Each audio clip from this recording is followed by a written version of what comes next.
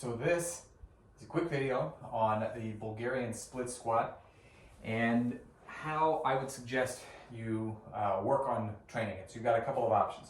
First things first, for setting it up, sometimes people will try to stand too far away and sometimes people are a little bit too close. Obviously you're going to want to find something sort of in the middle. So kind of a neat trick that I've seen is people will do something like this, put their foot down, put their foot here, and then bam, you're doing the Bulgarian split squat. Me personally, I like to do Bulgarian split squats with the back leg up a little bit less because I really like full range of motion and I have good hip flexibility. The higher the back foot is, the harder it's going to be to get that really full range of motion.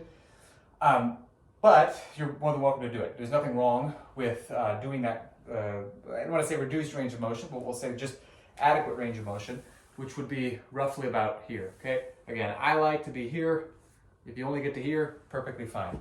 So once again, that is the way to get into that position. Now, the real question is, if you're able to add weight, how do you hold on to the weight? So there are a couple of things to consider. One of them is, the obvious way would be to hold it, let's say, in the kind of goblet squat position here and do like this, stand back up. That would be my preferred way. Drawback would be if your balance is a little bit shaky, may not be such a good idea. So what you could do instead is you could set it up so that you are holding on to the weight and standing up and down like so. That's another perfectly fine option. Similarly, you can do the split squats with the kettlebell in a rack like this. Another good option is, maybe you are a little bit behind in your stability, your single leg stability, but you have enough strength. So, if you were to do it with body weight only, it really wouldn't make any sense because you'd be able to knock out, 20 or so reps or something like that.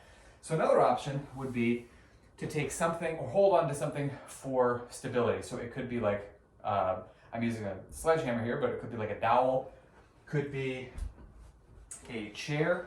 So let's say we're going to use a chair, for instance, for the extra stability. What you might do is you would find your position. If you want to use that technique, that's a great option.